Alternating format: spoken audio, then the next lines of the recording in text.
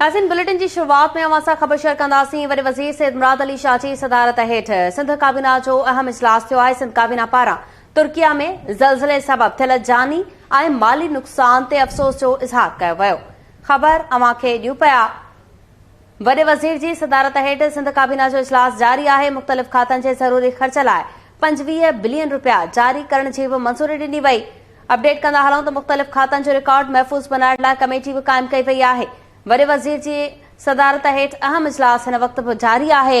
मुख़्तलिफ़ मामलनि ते गौर वीचार कयो पियो वञे। पुराणो रिकॉर्ड न रुगो महफ़ूज़ हूंदो पर डिजिटलाइज़ बि थींदो, वॾे वज़ीर मुराद अली शाह जो चवणु आहे। ख़बर अवां खे ॾियूं पिया। वॾे वज़ीर सैयद मुराद अली शाह जी सदारत हेठ सिंध काबीना जो अहम इजलास जारी आहे। काबीना सिंध पब्लिक सर्विस कमीशन जे सेक्रेटरी खे पोस्ट अपग्रेड करण जी बि मंज़ूरी ॾेई छॾी आहे। ख़बर अवां खे ॾियूं पिया। सिंध काबीना पारां तुर्किया में ज़लज़ले सबब थियल जानी ऐं माली नुक़सान ते अफ़सोस कयो वियो आहे।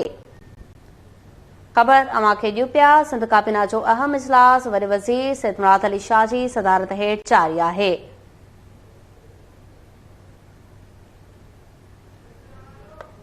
सिंध जे वॾे वज़ीर सैयद मुराद अली शाह जी सदारत हेठ सिंध काबीना जो अहम इजलास जारी आहे। वॾे वज़ीर जी सदारत हेठ सिंध काबीना जो इजलास हिन वक़्त थी रहियो आहे।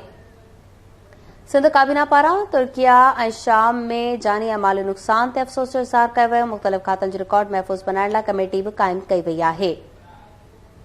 पुराणो रिकॉर्ड न रुगो महफ़ूज़ हूंदो पर डिजिटलाइज़ बि थींदो, वॾे वज़ीर जो चवणु आहे।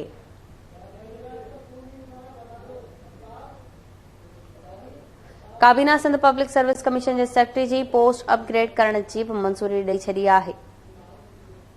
वॾे वज़ीर सैयद मुराद अली शाह जी सदारत हेठ अहम इजलास जारी आहे। सिंध काबीना पारां तुर्किया में ज़लज़ले सबब थियल जानी ऐं माली नुक़सान ते अफ़सोस जो इज़हार कयो वियो आहे।